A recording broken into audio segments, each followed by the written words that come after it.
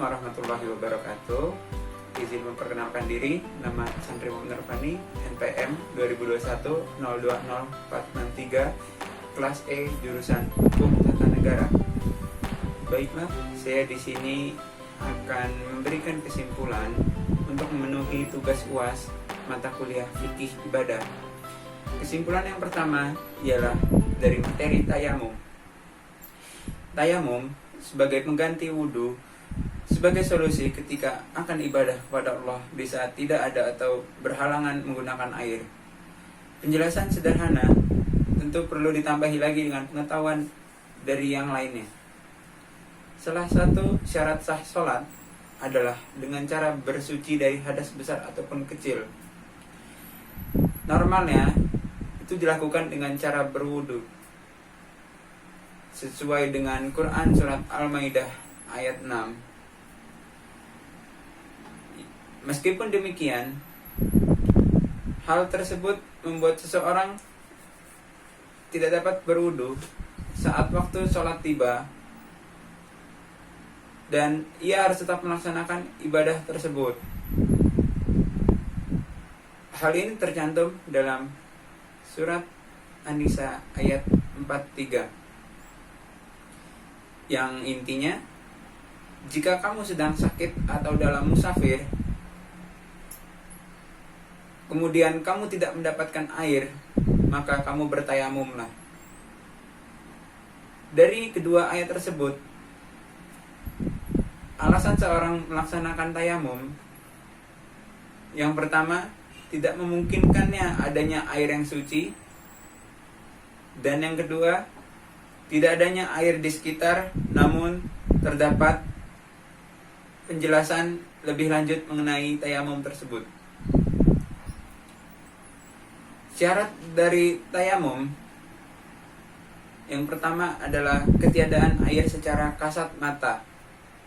Misalnya seperti dalam keadaan bepergian dan benar-benar tidak ada air.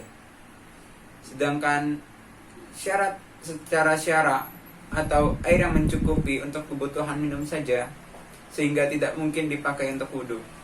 Yang kedua adalah jauhnya tempat untuk memperoleh air, yang diperkirakan sekitar 2,5 km untuk bisa mendapatkannya. Yang ketiga, sulitnya menggunakan air. Yang keempat, kondisi sangat dingin jika menggunakan air, karena tidak ada sesuatu yang dapat mengembalikan kehangatan tubuh. Tata cara tayamum yang pertama adalah siapkan tanah berdebu atau debu yang bersih. Kedua, dalam keadaan menghadap kiblat, ucapkan basmalah, lalu letakkan kedua tangan pada debu dengan posisi jari-jari tangan dirapatkan. Yang ketiga, usapkan kedua telapak tangan pada seluruh wajah, disertai dengan niat dalam hati, salah satunya dengan niat sebagai berikut, yang artinya, aku berniat tayamum agar diperbolehkan sholat karena Allah Ta'ala. Yang keempat, letakkan kembali telapak tangan pada debu dengan jari-jari direnggangkan, dan jika ada yang menempel di jari seperti cincin, untuk dilepaskan sementara. Yang kelima, tempelkan telapak tangan kiri pada punggung tangan kanan hingga ujung-ujung jari salah satu tangan tidak melebihi ujung jari telunjuk dari tangan yang lain. Yang keenam, usapkan telapak tangan kiri ke punggung lengan kanan sampai ke bagian siku, lalu balikan telapak tangan kiri tersebut ke bagian dalam lengan kanan. Kemudian usapkan hingga ke bagian pergelangan. Yang ketujuh, usapkan bagian dalam jempol kiri ke bagian punggung jempol kanan. Selanjutnya, lakukan hal yang sama pada tangan kiri. Kedelapan, pertemukan kedua telapak tangan dan usap-usapkan di antara jari-jari seperti setelah melakukan wudhu dengan air. Usai tayamum juga dianjurkan untuk membaca doa bersuci. Jadi, tayamum itu dilakukan ketika yang pertama tidak ada air secara kasat mata, Dan yang kedua, jauhnya tempat untuk memperoleh air dengan jarak 2,5 km. Yang ketiga, sulitnya menggunakan air karena air yang digunakan misalnya khawatir akan datangnya penyakit dari air tersebut, terdapatnya musuh binatang buas atau hal-hal yang tidak bisa menjangkau air tersebut. Dan yang keempat adalah karena tidak ada kondisi yang sangat dingin dari suhu tersebut sehingga tidak dapat mengembalikan kehangatan tubuh. Selanjutnya, materi yang selanjutnya yaitu pemahaman imsak dalam puasa. Imsak atau saum dalam kitab Sharhul Asrar, saum merupakan secara syariah adalah menahan diri dari makanan dan minuman. Dari segi bahasa, puasa adalah imsak. Yang disebut dengan imsak itu adalah batas akhir atau 10 menit menjelang azan subuh. Bolehkah waktu imsak masih makan dan minum? Hampir rata-rata jawabannya adalah boleh. Walaupun waktu imsak itu sudah datang dengan ditandai bunyi sirine, tetapi di sisi lain ada suatu permasalahan antara teori dengan praktek. Kalau imsak itu artinya secara teori adalah menahan, sedangkan permasalahan karena tidak sesuai dengan teori dan praktek. Lalu, bagaimana memahami imsak yang benar? Apakah benar imsak itu 10 menit terakhir menjelang azan? Sepertinya di sini timbullah permasalahan yang tidak sesuai antara teori dan praktek. Karena biasanya jika bunyi waktu imsak datang, bukan menahan, tapi malah cepat-cepat menghabiskan makanan dan minuman. Sebetulnya, kapan waktu imsak itu yang sebenarnya? Karena imsak itu adalah menahan, maka lebih tepat mulai imsak itu bukan 10 menit menjelang azan subuh, tetapi mulai imsak itu ketika azan subuh. Ketika azan dikumandangkan, maka disitulah awal imsak dimulai. Jadi, ketika 10 menit sebelum azan subuh, itu bukan waktu imsak, tetapi disebut komando waktu imsak agar hati-hati dalam makan dan minum. Waktu imsak dimulai ketika azan subuh dikumandangkan. Imsak itu bukan batas waktu 10 menit atau 5 menit yang harus diubah pemahaman. Mulai dari azan subuh sampai waktu azan maghrib, maka puasanya disebut puasa seharian. Seharian itu menahan, dalam bahasa Arab disebut imsak. Fungsi dari kumandang imsak yang kita dengar itu adalah memberi informasi dan peringatan agar hati-hati dalam berpuasa, menahan seluruh anggota badan dari hal yang dilarang dan diharamkan, menahan seluruh anggota badan untuk tidak bermaksiat kepada Allah Subhanahu wa Ta'ala, seperti menahan untuk tidak membangga-banggakan diri. Jadi, imsak itu merupakan batasnya ketika masuknya azan subuh, dan kita harus mengubah teori dan praktek.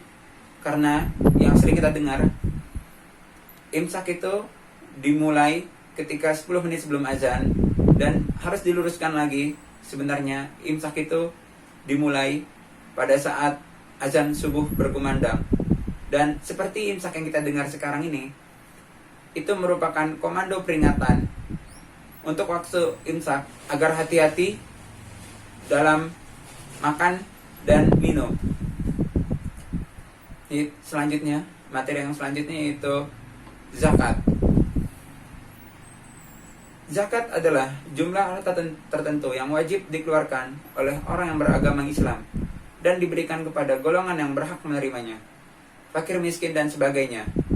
Menurut ketentuan yang telah ditetapkan oleh syara, zakat merupakan rukun ketiga dari rukun Islam.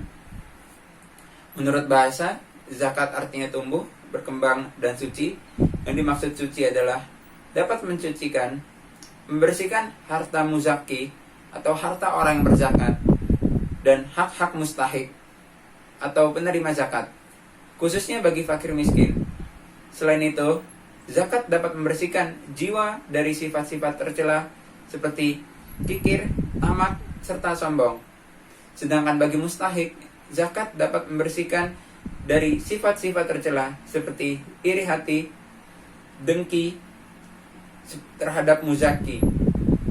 Dan yang dimaksud dengan tumbuh subur adalah zakat dapat menyebabkan para harta muzaki bertambah banyak.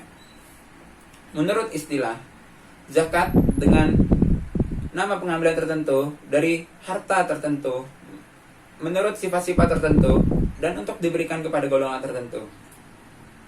Secara harfiah, zakat berarti tumbuh, berkembang, menyucikan, dan membersihkan. Sedangkan secara terminologi syariah, zakat merujuk pada aktivitas memberikan sebagian kekayaan dalam jumlah dan perhitungan tertentu untuk orang-orang tertentu sebagaimana ditentukan. Hukum zakat. Zakat merupakan salah satu rukun Islam dan menjadi unsur pokok bagi tegaknya syariat Islam. Oleh karena itu, hukum zakat merupakan wajib atau fardu atas setiap muslim yang telah memenuhi syarat-syarat tertentu. Zakat termasuk dalam kategori ibadah seperti sholat, haji, puasa yang telah diatur secara rinci berdasarkan Al-Quran dan Sunnah. Zakat juga merupakan amal sosial kemasyarakatan dan kemanusiaan yang dapat berkembang sesuai dengan perkembangan umat manusia. Adapun dalil wajibnya zakat adalah Al-Quran, hadis, dan ijma dari para sahabat, yang artinya dari Quran Surat At-Taubah ayat 103 dan Quran Surat At-Taubah ayat 71, orang-orang yang beriman, lelaki dan perempuan, sebagian mereka adalah menjadi penolong bagi sebagian yang lain. Mereka menyuruh mengerjakan yang ma'ruf, mencegah dari yang mungkar, mendirikan sholat, menunaikan zakat, dan mereka taat kepada Allah dan Rasulnya. Mereka itu akan diberi rahmat oleh Allah sesungguhnya. Allah Maha Perkasa lagi Maha Bijaksana. Sejarah zakat. Setiap muslim diwajibkan memberikan sedekah dari rezeki yang dikaruniakan oleh Allah. Kewajiban ini ditulis di dalam Al-Quran. Pada awalnya Al-Quran hanya memerintahkan untuk memberikan sedekah, pemberian yang sifatnya bebas dan tidak wajib. Namun pada kemudian hari, umat Islam diperintahkan untuk membayar zakat. Zakat menjadi hukum wajibnya dengan menetapkan awalnya ditetapkan oleh Nabi Muhammad SAW, melembagakan perintah zakat dengan menetapkan pajak bertingkat bagi mereka yang kaya untuk meringankan beban-beban yang di bawahnya. Sejak saat ini zakat diterapkan oleh negara-negara Islam. Hal ini menunjukkan bahwa pada kemudian hari ada pengaturan pemberian zakat, khususnya mengenai jumlah zakat tersebut. Jenis-jenis dan macam zakat. Yang pertama, zakat nafs atau zakat jiwa, atau disebut juga zakat fitrah. Zakat yang dikeluarkan karena telah menyelesaikan puasa Ramadan selama 30 hari penuh. Dan zakat ini dikeluarkan ketika menjelang hari raya umat Islam, yaitu hari raya Idul Fitri. Besar zakat ini setara dengan 3,5 liter atau 2,5 kg makanan pokok yang ada di daerah tersebut. Zakat ini dihubungkan dengan bulan suci Ramadan dan hari raya Idul Fitri. Zakat fitri adalah pengeluaran yang wajib dilakukan oleh setiap muslim yang mempunyai kelebihan dari nafkah keluarga yang wajar pada malam hari raya Idul Fitri sebagai tanda syukur kepada Allah karena telah menyelesaikan ibadah puasa. Zakat ini disyariatkan pada bulan Sya'ban tahun kedua Hijriah untuk mensucikan orang-orang yang puasa dari perbuatan dan perkataan kotor dan keji serta untuk memberi makan orang-orang miskin. Zakat ini merupakan zakat pribadi, sedangkan zakat mal merupakan pajak pada harta. Oleh karena itu tidak disyaratkan pada zakat fitrah apa yang disyaratkan pada zakat mal, seperti nisab dan syarat-syarat zakat lainnya. Yang kedua, zakat mal atau zakat harta, yaitu zakat dari yang memiliki harta berupa emas, perak atau perniagaan biji-bijian, buah-buahan, zakat binatang ternak, mencakup hasil perniagaan, pertanian, pertambangan, hasil laut, hasil ternak, harta temuan, emas, dan perak. Masing-masing memiliki perhitungannya sendiri-sendiri. Menurut bahasa, mal berarti kecenderungan atau segala sesuatu yang diinginkan sekali oleh manusia untuk dimiliki dan disimpannya. Sedangkan menurut syarat, mal adalah segala sesuatu yang dapat dimiliki atau dikuasai dan dapat digunakan dimanfaatkan sebagaimana lazimnya. Sesuatu dapat disebut zakat mal apabila memenuhi dua syarat. Yang pertama, dimiliki, disimpan, dihimpun, dikuasai. Yang kedua, dapat diambil manfaatnya sebagai mana lazimnya. Contohnya, rumah, mobil, ternak, hasil pertanian, uang, emas, perak, dan lain sebagainya. Sedangkan sesuatu yang tidak dapat dimiliki tetapi manfaatnya dapat diambil, seperti udara dan sinar matahari, tidaklah disebut zakat mal. Jadi zakat ini jadi kesimpulan dari zakat merupakan harta tertentu yang wajib dikeluarkan oleh umat yang beragama Islam kepada golongan yang berhak menerimanya atau fakir miskin. Dan zakat merupakan artinya yaitu tumbuh, berkembang, suci, mensucikan, membersihkan harta muzaki atau harta orang yang memberikan zakat. Hukum zakat merupakan fardu wajib, yaitu apabila telah memenuhi syarat-syarat dari zakat tersebut. Jenis-jenis zakat terbagi menjadi dua jenis, yaitu zakat nafs atau zakat jiwa atau zakat fitrah.